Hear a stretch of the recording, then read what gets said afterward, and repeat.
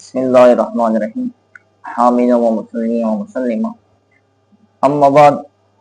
ناظرین گرامی قدر، آج انشاءاللہ عز و جل سورہ فاتحہ کے اختتام کے بعد قرآن مجید فرقان حمید کے اندر لکھا ہوا ایک کلمہ ہے آمین، اس کے اوپر بحث کی جائے گی۔ یہ پہلے یاد رکھیے کہ آمین قرآن کا جز نہیں ہے، یعنی کہ قرآن کا حصہ نہیں ہے۔ جب یہ قرآن کا جز اور حصہ نہیں ہے تو اس لیے جب سورہ فاتحہ کی قرات مکمل ہوگی مطلب ضالین پر وقف کرنا اور سکتہ کرنا لازم ہے، پھر آمین کہی جائے گی۔ پھر اس کی لغوی بحث کرتے ہوئے نحات حضرات نے یہ بیان فرمایا کہ آمین یہ اسم فعل ہے اور اسم فعل مبنی کلمہ ہوتا ہے، تو اس وجہ سے یہ مبنی پر فتح ہے آمینہ، یعنی کہ نون کے اوپر فتح ہوگا جس طرح کہ آئینہ کے اوپر فتح ہوتا ہے۔ اس کا معنی بیان کرتے ہیں کہ یہ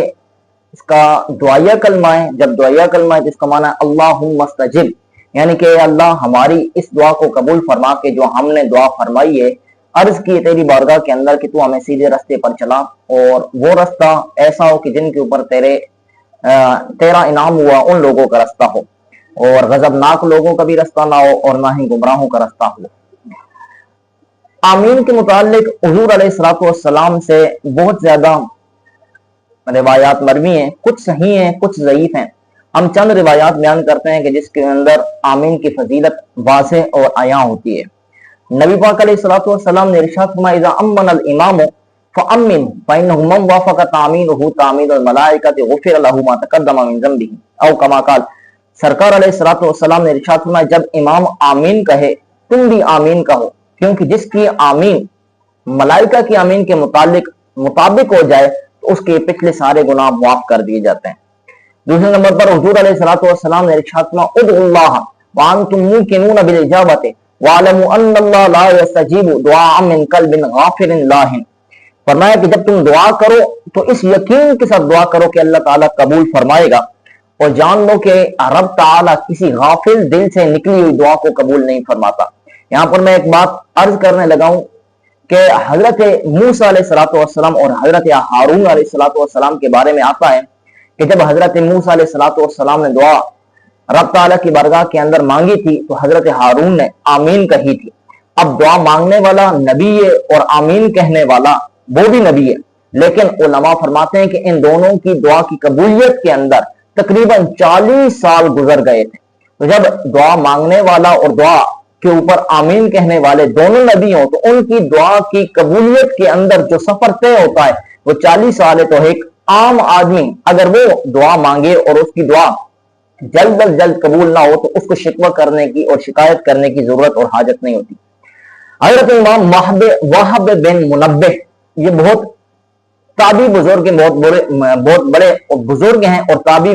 بزرگ ہیں۔ یہ کہتے ہیں کہ آمین اربعۃ احرف یخلق اللہ من کل حرف ملکا یقول اللہم اغفر لکل من قال آمین۔ فرمایا کہ آمین یہ 4 حرفی کلمہ ہے اور ہر حرف کے بدلے کے اندر جب بندہ آمین کہتا ہے تو ہر حرف کے بدلے کے اندر اللہ تعالیٰ ایک فرشتہ پیدا فرما دیتا ہے، اور وہ فرشتہ آمین کہنے والوں کے متعلق رب کی بارگاہ کے اندر عرض کرتا ہے میرے مالک اس کی کیا کر دے، مغفرت فرما دے اور بخشش فرما دے۔ یہ آمین کی فضیلت کے متعلق ہم نے چند روایات پیش فرمائی ہیں۔ اب آتے ہیں ہم اس بات کی طرف کہ جو سورہ فاتحہ کے اختتام کے بعد نماز کے اندر آمین کہی جاتی ہے، اس آمین کا کیا حکم ہے؟ آیا بلند آواز سے یعنی کہ جہرن آمین کہی جائے گی یا سرن آمین کہی جائے گی؟ یہ یاد رکھیے کہ ائمہ ثلاثہ امام مالک، امام شافعی اور امام احمد بن حنبل رحمہ اللہ تعالی وہ تینوں بزرگ اور وہ تینوں حضرات کہتے ہیں کہ آمین بلند آواز سے کہی جائے گی، اور انہوں نے اپنے دلائل پیش کیے، ہم ذکر کرتے ہیں۔ اور احناف حضرات امام ابو حنیفہ رحمہ اللہ تعالی اور آپ کے مقلدین وہ حضرات کہتے ہیں کہ آمین آہستہ کہی جائے گی، سرن کہی جائے گی۔ اب ائمہ ثلاثہ کے دلائل میں سے پہلی دلیل انہوں نے یہ پیش کی کہ حضور علیہ الصلوۃ والسلام کا فرمان اور فعل ہے کان رسول اللہ اذا قرأ وللضالین قال آمین یرفع بها صوتہ، کہ حضور علیہ الصلوۃ والسلام جب وللضالین کہتے تو آپ آمین کہتے اور اس کے ساتھ آواز کو کیا کیا کرتے تھے؟ بلند کیا کرتے تھے۔ سامعین یہ یاد رکھیے کہ یہ وہ روایت ہے کہ جس کے اندر حضور علیہ الصلوۃ والسلام کی قرات کے متعلق بحث کی جا رہی ہے۔ لیکن اس کے اندر یہ بات ثابت نہیں ہوتی کہ آیا نماز کے اندر حضور علیہ الصلوۃ والسلام وللضالین کہتے تو اس کے اوپر آمین بلند آواز سے کہتے تھے، بلکہ یہ مطلقاً قرات ہے، یعنی کہ نماز کے علاوہ حضور علیہ الصلوۃ والسلام نماز کے باہر جب سورہ فاتحہ پڑھتے تو وللضالین کہنے کے بعد آپ کیا کرتے تھے؟ آمین بلند آواز سے کہا کرتے تھے۔ دوسری روایت حضرت ابو ہریرہ سے، وہ فرماتے ہیں کہ ترک الناس آمین وقال رسول اللہ صلی اللہ علیہ وسلم اذا قال غیر المغضوب علیہم ولا الضالین قال آمین حتی یسمعها اہل الصف الاول فیرتج بها المسجد۔ حضرت ابو ہریرہ کہتے ہیں کہ لوگوں نے آمین چھوڑ دیے، حالانکہ رسول اللہ صلی اللہ علیہ وسلم جب غیر المغضوب علیہم ولا الضالین پڑھا کرتے تھے تو آمین کہتے تھے، حتیٰ کہ پہلی صف والے یعنی کہ جو پچھلے لوگ ہوا کرتے تھے پہلے صف والے وہ اس کو سن لیا کرتے تھے، اور وہ بلند آواز سے، اتنی بلند آواز سے آمین کہا کرتے تھے کہ مسجد کے اندر گونج پڑ جاتی تھی۔ اب اس روایت کو دیکھنے سے ہمیں یہ معلوم ہوتا ہے کہ حضرت ابو ہریرہ کہہ رہے ہیں ترک الناس، لوگوں نے آمین کہنا چھوڑ دیا، جس سے معلوم ہوتا کہ صحابہ کرام علیہم رضوان کے دور کے اندر ہی اس بات کے اندر اختلاف پڑ گیا تھا کہ آمین بلند آواز سے کہنی ہے یا آہستہ آواز سے کہنی ہے۔ پھر آگے انہوں نے فرمایا فیرتج بها المسجد، مسجد کے اندر گونج پڑ جاتی۔ میں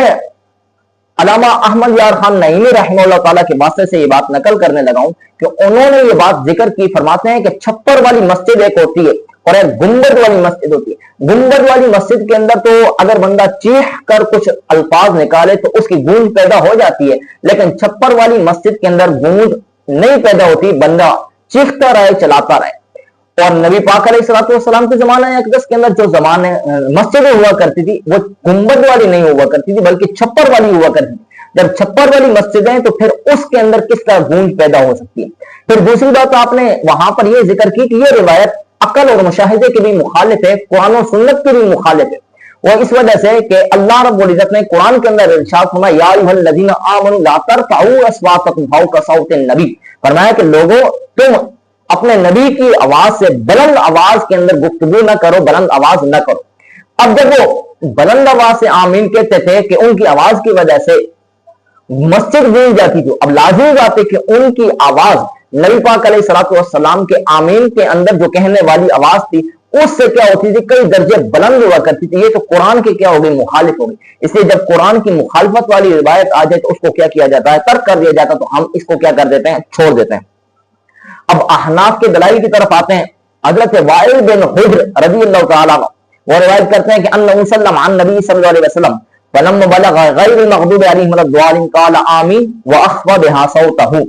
حضرت وائل بن حجر کہتے ہیں کہ نبی پاک علیہ الصلوۃ والسلام کے ساتھ میں نے نماز پڑھی، جب آپ غیر المغضوب علیہم ولا الضالین پر پہنچے تو آپ نے آمین کہا واخفض بها صوته، اور اس کے اندر آواز کو آہستہ رکھا۔ دوسری روایت بھی حضرت وائل بن حجر سے، وہ کہتے ہیں کہ انہ صلی عن نبی صلی اللہ علیہ وسلم فلما قرأ غیر المغضوب علیہم ولا الضالین قال آمین وخفض به صوته، میں نے نبی کریم علیہ الصلوۃ والسلام کے ساتھ نماز پڑھی، جب حضور علیہ الصلوۃ والسلام نے غیر المغضوب علیہم ولا الضالین کی قرات کی تو آپ نے آمین کہا اور اس کے اندر آہستہ اور پست آواز رکھی۔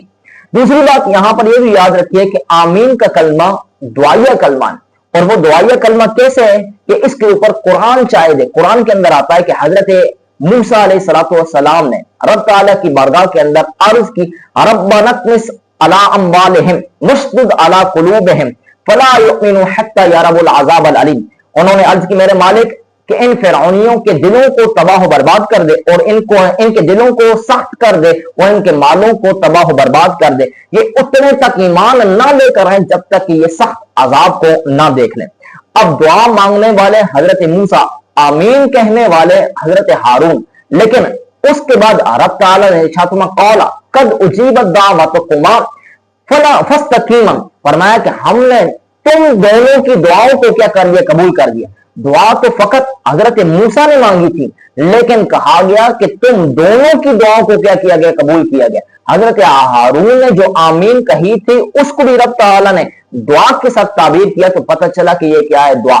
اور دعا کے متعلق اللہ رب العزت نے قرآن کے اندر ارشاد فرمایا ادعوا ربکم تضرعا وخفیا، کہ جب بھی تم اللہ تعالی سے دعا کرو، دعا مانگو، اس سے کوئی سوال مانگو، تو ایسی صورت کے اندر، سوال کرنے کی صورت کے اندر تضرعا و خفیہ، آہستہ کے ساتھ اور عاجزی کے ساتھ. تو پتہ چلا کہ جب آمین کا کلمہ دعائیہ کلمہ ہے تو اس کے اندر بھی آہستگی اور اخفاء مناسب ہے. اسی وجہ سے علامہ نصفی نے تفسیر مدارک کے اندر یہ بات کہی ہے کہ آمین کا کلمہ دعائیہ کلمہ ہے تو اس کے اندر آہستہ کہنا کیا ہے؟ مناسب اور اولا ہے. رب تعالیٰ سے دعا ہے کہ حق تعالیٰ ہمیں صحیح معنوں کے اندر سمجھ عطا فرمائے.